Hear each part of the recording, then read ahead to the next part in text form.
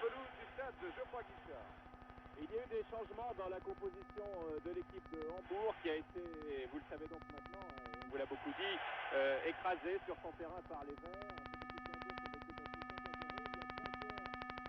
Pas là, il y a 15 jours, qui sont là ce soir, en particulier le capitaine Félix Magat, que nous allons voir dans quelques instants venir serrer la main du capitaine des Verts, Christian Lopez, en particulier Bernd Wehmeyer, qui était rentré en deuxième mi-temps, et puis aussi le gardien Uli Stein, qui remplace Koitka, qui avait été considéré comme le grand responsable de la déroute d'Hambourg il y a 15 jours. Donc, Uli Stein, qui est un gardien de but de 25 ans, et qui n'a disputé que 2 matchs de championnat d'Allemagne et qui fait ce soir ses débuts en Coupe d'Europe. Il y a eu aussi des bouleversements quant à la position des joueurs allemands sur le terrain. C'est ainsi que Hartwig et Hieronymus sont permutés, Hartwig devenant libéraux et Hieronymus jouant en milieu de terrain avec le numéro 6. Vous le découvrez donc sur cette image.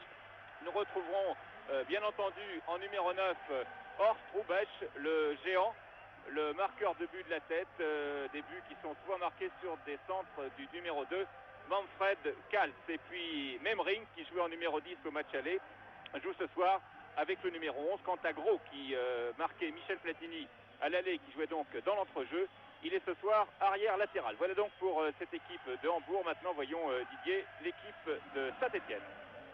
Pas beaucoup de changements là en revanche par rapport au match aller. Un changement et en tout et pour tout, la titularisation de Laurent Rousset au poste d'avant-centre qui remplace Johnny Rep. Johnny Rep qui a été victime d'une entorse avant-hier soir à l'entraînement sur du synthétique. Lors d'une séance de jeu de tête, il est mal retombé. Johnny est souffré de cette cheville depuis l'année dernière à la suite d'un match Saint-Étienne-Sochaux. Johnny Rep donc a déclaré forfait. Paganelli fait son entrée, il n'était pas prévu, tout au moins au départ de cette rencontre. Et à gauche, on trouvera Jacques Dimaco, qui bien entendu devra s'occuper des montées de l'arrière droit très offensif, Manfred Kals. L'arbitre de la rencontre est un Espagnol, c'est Monsieur Muro. Le coup d'envoi va être donné dans quelques instants par l'équipe de Hambourg. C'est un match bizarre, on aura le temps d'y revenir bien entendu, car Hambourg peut difficilement envisager de se qualifier, remonter 5 buts à l'extérieur. On n'a jamais vu ça, mais on n'avait jamais vu non plus Saint-Étienne, une équipe étrangère gagner 5-0 sur terrain adverse. Le coup d'envoi a été donné, vous venez de voir Félix Magat, le capitaine, Manfred Kals. Vous savez que le stade Geoffroy Guichard est archi plein, il y a 40 000 spectateurs. Ils sont là pour la plupart depuis 17 heures et qui ont suivi au tableau d'affichage et par le speaker la grande performance de Sochaux que nous tenons à saluer en ce début de reportage. Et nous aurons donc très certainement 2 équipes françaises en quart de finale, en tout cas pour Sochaux c'est sûr, et pour Saint-Étienne, eh bien nous allons voir, reste maintenant 89 minutes. Magat passe Rousset, se heurte à Janvion.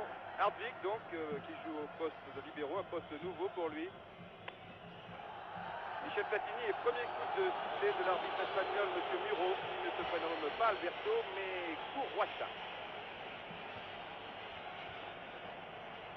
Une faute sur Bernd Wehmeyer, qui, vous vous en souvenez sans doute, avait remplacé Milewski à la 46e minute du match aller, coup franc qui va être tiré par Kals. Kals qui va peut-être chercher pour la première fois la tête de Hrubesch, voilà qui est fait. Et Hrubesch qui était bien pris en ciseaux par Bernard Gardon et Christian Lopez. Vous savez qu'au match aller, eh bien